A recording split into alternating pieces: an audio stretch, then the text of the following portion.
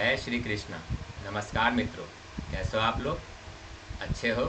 उम्मीद करता हूँ और ईश्वर से प्रार्थना करता हूँ कि आप लोग अच्छे रहो, स्वस्थ रहो, खुश रहो।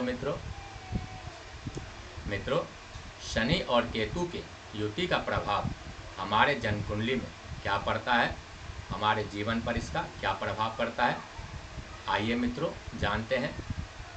मित्रों, सबसे पहले हम यह जानते हैं कि शनिदेव किस किस चीज़ के कारक हैं। मित्रों, शनिदेव हमारे बल के, हमारे पराक्रम के, हमारे साहस के कारक हैं। तो ये हमारे निर्बलता के, हमारे डर के और हमारे आलस्य के भी कारक हैं। शनिदेव धर्म के, पुण्य के, विरक्ति के कारक हैं। तो ये पाखंड के, पाप के और कुकर्म के भी कारक होते हैं। शनिदेव न्याय प्रिय हैं, न्यायाधीश हैं, कर्मफलदाता हैं और शनिदेव को कर्मफलदाता और न्यायाधीश के रूप में ही मुख्य तौर पे जाना जाता है। मित्रों, शनिदेव मकर और कुंभ राशि के स्वामी होते हैं और मित्रों ये हमारे पुष्य नक्षत्र, अनुराधा नक्षत्र और उत्तरा भाद्रपद नक्षत्र के भी स्वामी होते हैं। इसके विपरीत केतुदेव का ग्रहों में कोई गिनती नहीं है, कोई गिनती नहीं। ग्रहों में इनका देखा जाए तो कोई वजूद नहीं है, लेकिन इनका महत्व हमारे जीवन पर, हमारे कुंडली पर पूर्ण रूप से है। मित्रों, केतुदेव एक छाया ग्रह हैं। राहुदेव जहाँ भी बैठे, जिस भाव में भी बैठे, उसके ठीक सामने केतुदेव रहते हैं मित्रों। और ये कुजवत है, मंगल के जैसे। ये केतुदेव कुजवत कहा गया, मंगल के जैसे। और ये दो राशियों पर अपना स्वामित्व, अपना अधिकार जताते हैं। कौन कौन से राशियों पर? एक वृश्चिक राशि 8 नंबर की राशि और एक मीन राशि 12 नंबर की राशि।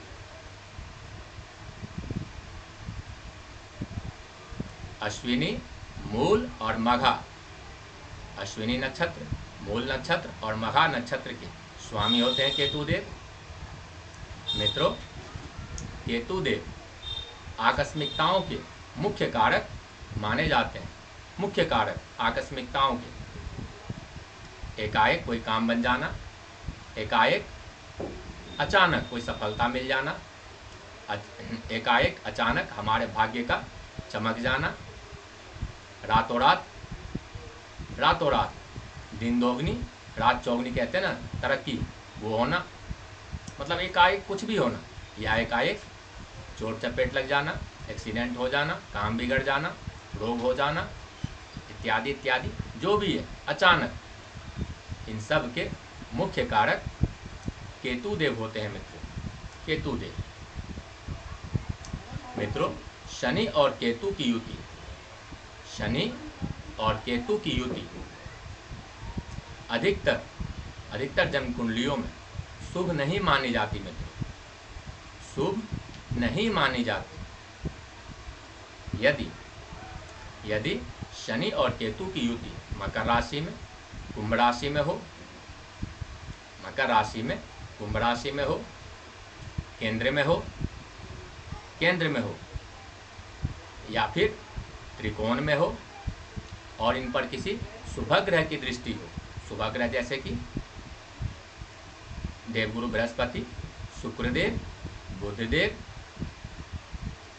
शुक्ल पक्ष का चंद्रमा जो कि अच्छी अवस्था में हो, उच्च के बैठे हो, यदि इनकी दृष्टि हुई तो कुछ हद तक लाभ होता है, आकस्मिक धन लाभ होता है और कई तरह से लाभ की स्थिति बनती है मित्रों। इसके अलावा मित्रों नुकसान बहुत तरह के हैं, नुकसान बहुत तरह के होते हैं। जैसे कि यदि ये शनि और केतु की युति केंद्र में या त्रिकोण में या कहीं भी हो रहा हो और उस पर पापक ग्रह की दृष्टि, उस पर किसी नीच के ग्रह की दृष्टि हो जाए, नीच के ग्रह की दृष्टि, जैसे कि बुधदेव मान लीजिए यदि मीन राशि में बैठे और उनकी दृष्टि हो जाए, मंगलदेव यदि कर्क राशि में बैठे और उनकी दृष्टि हो जाए, चंद्रदेव यदि वृश्चिक राशि में बैठे और उनकी दृष्टि हो जाए, शुक्रदेव यदि कन्या राशि में बैठे और उनकी दृष्टि हो जाए, तो ऐसी अवस्था में हालत बद से बदतर हो जाती है, बद से बदतर हो जाती है। और यदि ऐसी युति मेष राशि में हो जाए, 1 नंबर की राशि मेष राशि, जहाँ पे शनिदेव नीच के हो जाते हैं, ऐसी स्थिति में शनि और केतु की युति यदि जन्म कुंडली के किसी भी भाव में हो जाए तो समस्याएं अधिक से अधिक आती हैं। कैसी समस्याएं मित्रों, कैसी समस्याएं, आइए जानते हैं। मित्रों, अचानक से शरीर में कोई रोग आ जाना और उस रोग का जल्दी पता न चलना, भ्रम की स्थिति बने रहना, सदैव बने रहना। इसके अलावा मित्रों, किसी भी रोग का जल्दी पता न लगना, किसी भी रोग का जल्दी पता ही न लगना कि रोग है आखिर है क्या। हमारे संतान का, हमारे औलाद का भटकाव, यदि हमारी संतान हमारे अनुकूल नहीं है, रोजगार संबंधी समस्याओं से भटक रही है, तो समझ लीजिए शनि और केतु की युति कहीं न कहीं बुरे भाव में हो रही है, जो कि अच्छी अवस्था में नहीं है। शनि और केतु की युति हो रही है और वो अच्छी अवस्था में नहीं है, ऐसा मान लेना चाहिए मित्र। इसके अलावा यदि कोई आकस्मिक घटना, चोट चपेट हमें लगातार लगे रहता है, लगातार, तो भी ये शनि और केतु का ही युति के प्रभाव का फल होता है मित्रों। यह हमें समझ लेना चाहिए। इसके अलावा यदि किसी भी तरह का अचानक जुर्माना, सरकारी जुर्माना, जैसे कि इनकम टैक्स वाले, चालान काटने वाले इत्यादि इत्यादि, ये अगर एकाएक आकस्मिक रूप से हमारे ऊपर लग जाए तो भी ये मान लें कि शनि और केतु की युति का प्रभाव हमारे जन्म कुंडली में कहीं न कहीं है, जो अच्छी अवस्था में नहीं है मित्रों, पीड़ित है। स्किन डिजीज, चर्म रोग, ऐसी अवस्था में चर्म रोग भी अधिक से अधिक होने लगता है मित्रों। चर्म रोग संबंधी ऐसी समस्याएं आती है ऐसी युति में मित्रों।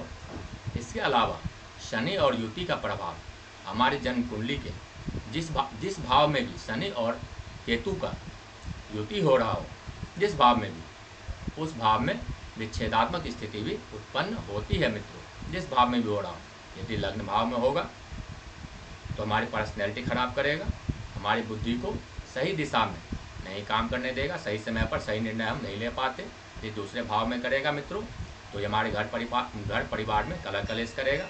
तीसरे भाव में करेगा, यदि तीसरे भाव में हो और अच्छी अवस्था में ना हो तो हमारे छोटे भाई बहन से हमारे पराक्रम को नाश करेगा। चौथे भाव में हो जाए तो घर परिवार में कलह कलेश, हमारे माता से अच्छे संबंध नहीं बनने देगा। यदि पंचम भाव में हो जाए, इस भाव में हो जाए तो हमारे संतान से हमें कष्ट मिलेगा, कई तरह के कष्ट।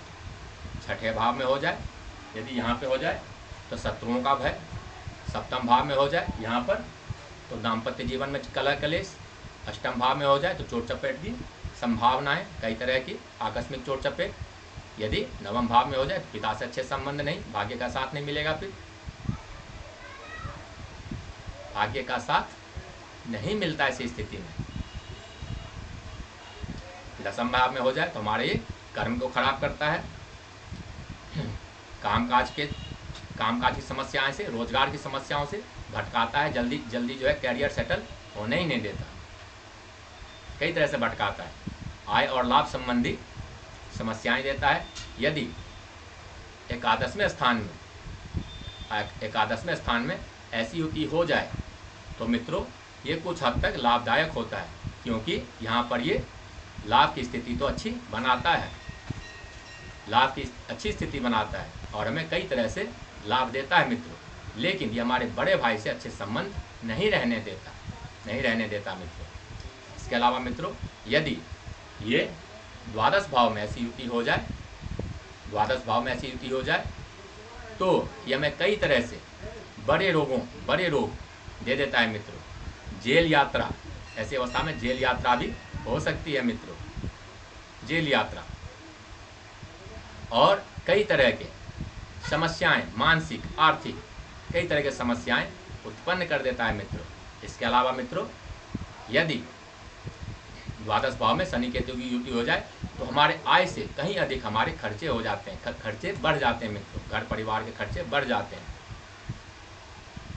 और कई तरह के, जैसे कि मैंने कहा, बड़े लोगों का भी सामना करना पड़ता है मित्रों, कई तरह के। यदि ऐसी अवस्था में किसी नीच के ग्रह की, जैसे कि मैंने कहा था, किसी नीच के ग्रह की दृष्टि हो जाए, अकारक ग्रह की दृष्टि हो जाए, या फिर जिस भाव में इनकी युति हो रही हो उस भाव के अधिपति, उस भाव के स्वामी अच्छी अवस्था में ना हो, पाप पीड़ित हो, अंश बल से कमजोर हो, पाप कर्तरी योग में फंसे हो, किसी भी तरह से पीड़ित हो, जिस भाव में शनि और केतु की युति हो रही हो उसका भावपति यदि कमजोर हो, किसी भी वजह से पीड़ित हो, तो भी शनि और केतु की युति शुभदायक नहीं होती, अशुभ होती है और कई तरह से समस्याएं उत्पन्न करने वाली हो जाती है मित्रों।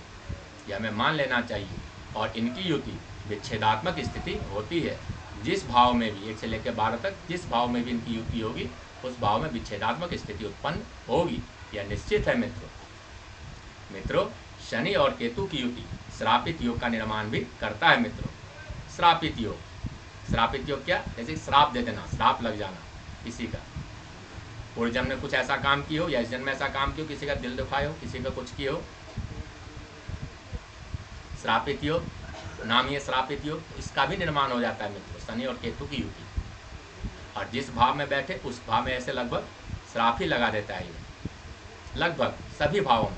एक तरह से लाभ बहुत कम, जैसे कि मैंने बताया, एक लाभ स्थान में बैठे कुछ तरह के लाभ देता है ये, कुछ हद तक लाभ भी देता है, आकस्मिक लाभ भी देता है, लेकिन अधिकतर ये नुकसान ही देता है मित्रों। शनि और केतु की युति अधिकतर अशुभ ही होती है मित्रों।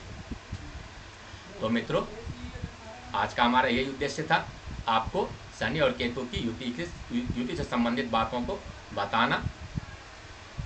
आशा है मुझे आपको समझ में आया होगा मित्रों। यदि आपको कोई उलझन हो, कुछ बात समझ में ना आई हो, तो आप कमेंट बॉक्स में लिख सकते हैं, व्हाट्सएप का प्रयोग कर सकते हैं, उसमें लिख सकते हैं, आपका वेलकम है, जवाब आपको मिलेगा। मित्रों, यह कार्यक्रम आपको कैसा लगा, अपने सुझाव, अपने विचार अवश्य लिखें। मित्रों, यदि यह कार्यक्रम आपको अच्छा लगा हो तो वीडियो को, हमारे चैनल हरिओम ज्योतिष को लाइक करें, सब्सक्राइब करें, विशेषकर वो जिन्होंने अभी तक सब्सक्राइब नहीं किया या फिर वो जो नए हैं। तो मित्रों, आज के कार्यक्रम को, अपनी वाणी को यहीं विराम देते हैं। मिलते हैं अगले वीडियो में अगले विषय के साथ। तब तक के लिए धन्यवाद, नमस्कार, जय श्री कृष्ण। ईश्वर आपको और आपके परिवार को खुश रखे, सुरक्षित रखे, आपको सभी मुसीबतों से बचाए। भगवान कृष्ण की कृपा आप सब पर सदैव बनी रहे, आपकी सभी मनोकामनाएं पूर्ण हो। जय श्री कृष्ण मित्रों।